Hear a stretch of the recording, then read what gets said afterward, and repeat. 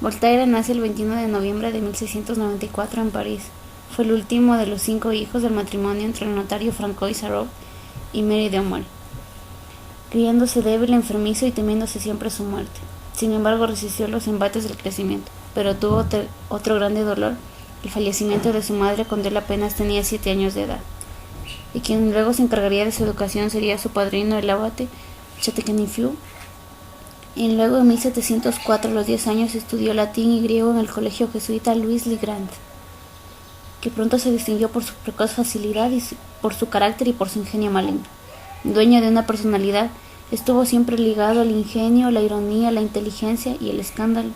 Sus maestros jesuitas lo prepararon muy bien en la literatura clásica y latín retorcido. La estancia en el colegio de jesuitas le permitió trabar amistad con otros alumnos que eran hijos de magistrados y grandes señores, y esto sucedió durante los últimos años del reinado de Luis XIV. Allí trabó amistad con los hermanos René Louis y Marc Pierre, futuros ministros del rey XV. Entre otras muchas cosas, le debió a Voltaire el haber sido presentado a la famosa Ninon de L'Enclos, una de las más célebres cortesanas del siglo XVII, que era recomendable y tenía una sociedad del temple, cuyos miembros le accionaron muy bien y cuyas enseñanzas le llevarían bien impresas en un espíritu por el resto de su vida. A su vez, ella le legó a Voltaire su biblioteca y una fuerte suma de dinero para que se comprase más libros. Por su parte, el padre de Voltaire quiso que estudiara leyes y a regañadientes comenzó esta carrera, pero luego se dieron cuenta que no le gustaba, y por lo cual tomó la decisión de enviarlo como paje del marqués de Chateauneuf, hermano de abate de su padrino, que iba como embajador de Francia a La Haya. Pero el que más tarde se haría llamar Voltaire ya se había lanzado al mundo de las letras y epigmas lleno de sátiras burlescas, como era su forma preferida de manifestar sus resentimientos. Entre 1711 y 1713 estudió Derecho. Su padrino, el abad, le introdujo en una sociedad libertina y una sociedad llena del temple.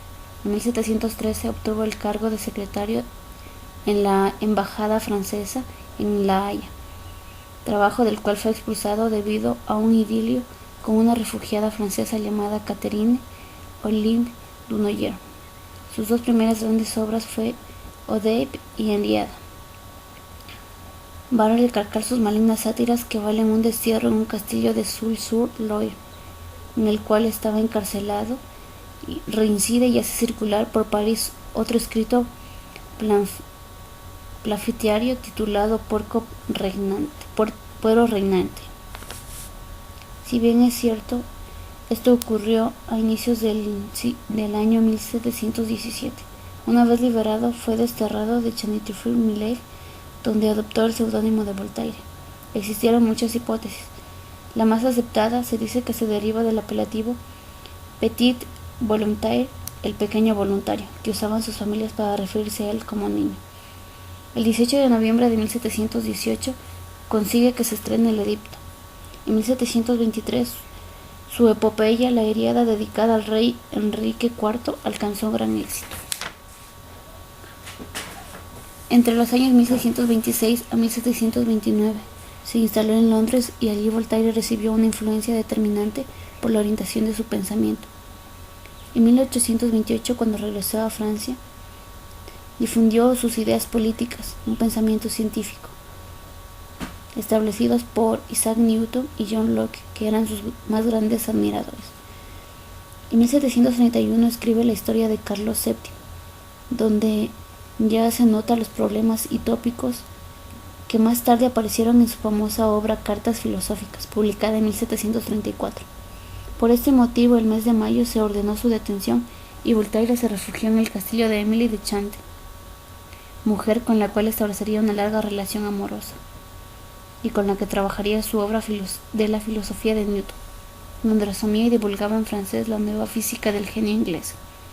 En esta misma época, tras el éxito de su tragedia Sir, 1734, escribió The Lady en 1734, La muerte de César en 1735, Los americanos 1736, El fanatismo en 1741, El perjuicio vencido, 1749. En 1742, el fanatismo, obra publicada, es prohibida y un año después publica Merope. Por esta época Voltaire viajó a Berlín, donde fue nombrado académico, historiográfico y caballero de la Cámara Real. En 1748, en algunas disputas con Federico II, en especial su desencuentro con el recién nombrado presidente de la Academia de Berlín, a quien había nombrado personalmente Federico, se le expulsó nuevamente de Alemania y debido a la negativa de Francia de aceptar su resistencia se refugió en Ginebra, Suiza, lugar donde chocó con la mentalidad calvinista.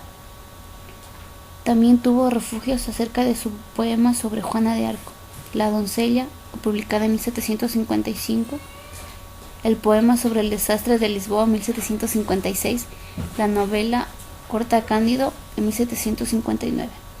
Es así como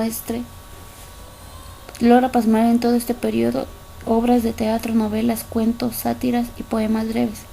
Si bien es cierto, cabe destacar las 5 ideas claves de su pensamiento. La primera, cómo se juzga a los acusados. Opina que las causas de una condena se pueden clasificar en 2, por las palabras y por los hechos de los acusados. 2, sobre el destierro. Para Voltaire, esta es la vista en el mundo que rige las reglas inmutables y que toda causa tiene su correspondiente efecto. 3, sobre el destierro. Voltaire opina que es una pena que debe aplicarse a los delincuentes y que muchas de las veces se le aplica a personas para hacerlas ver como tales. 4, la democracia. Opina que, como está compuesta de hombres, igual será injusta y cometerá faltas. En una democracia los hombres vivirán peleándose por gobernar y por la toma de decisiones entre todos. 5, la conciencia del bien y el mal.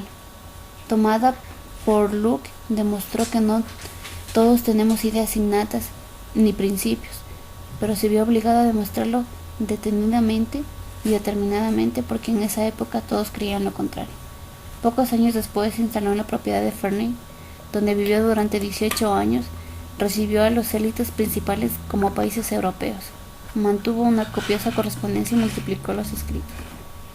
4 años después redactó el Tratado sobre la Tolerancia y en 1764 su Diccionario Filosófico. Intervino en distintos casos judiciales como el caso de Calas y el de Barre. La tolerancia y la libertad frente a todo el dogmatismo y fanatismo.